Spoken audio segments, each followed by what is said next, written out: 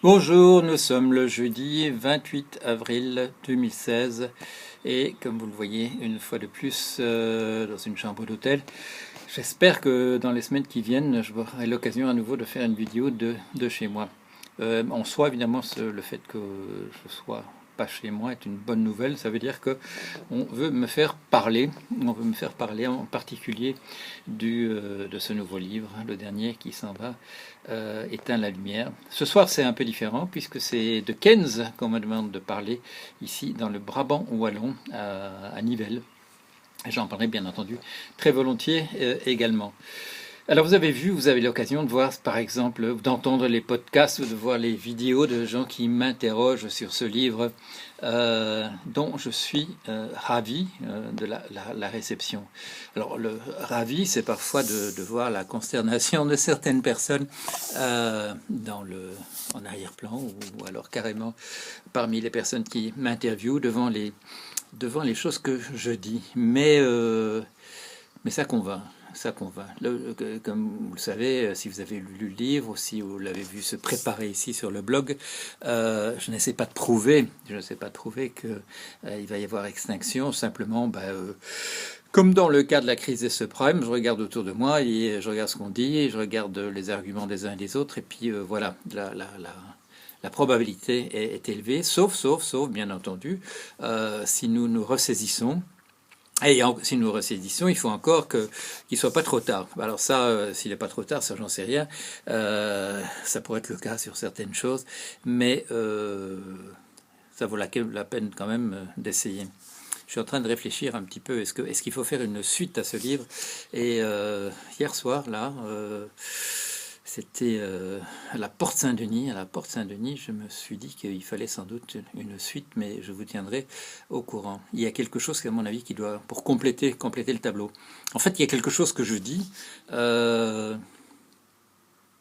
chose que je dis, c'est que ça vaut la peine, de sauver notre espèce. Et ça, je ne le prouve pas. Je dis, voilà, c'est un pari un peu sentimental. Mais je me suis demandé s'il y avait quand même pas de raison, pas moyen de mettre sur le papier un petit argumentaire quand même dans ce sens-là. Et au bout de 2 ou 3 minutes, il y a quand même des arguments qui se sont mis ensemble. Et je vais peut-être essayer de tricoter tout ça d'une certaine manière. Alors, je suis repassé à Nuit debout l'autre jour, mais c'était la catastrophe. D'abord, il faisait vraiment caillant, il faisait abominablement froid, et puis il pleuvait, et donc il n'y avait pas grand monde.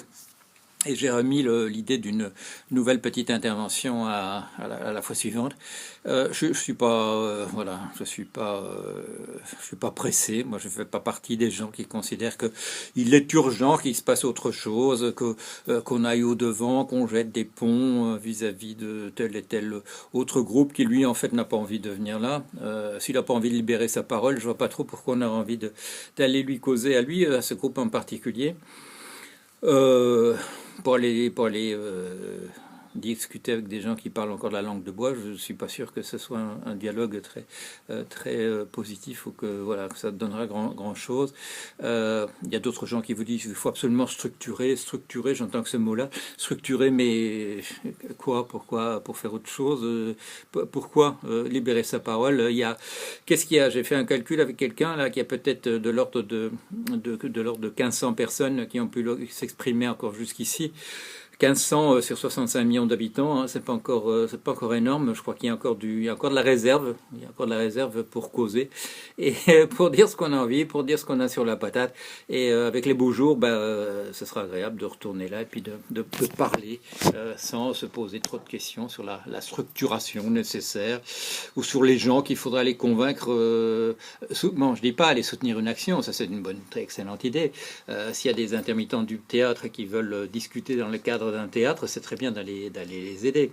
Mais ce que je veux dire, c'est aller parler avec sa parole libérée à soi, parler à des gens dont la parole n'est pas libérée du tout. Je vois pas trop l'intérêt. Ça s'est fait pendant des millions d'années et ça n'a pas apporté grand chose. Il vaut mieux voir, voir les gens venir à l'endroit où on cause, venir écouter. Et s'ils ont envie de parler eux-mêmes, dans ces assemblées libres, dans ces AG, comme on dit, l'Assemblée générale, eh ben c'est très bien, c'est très bien. Il n'y a pas de raison, on n'a pas de raison de s'exciter particulièrement, à mon avis.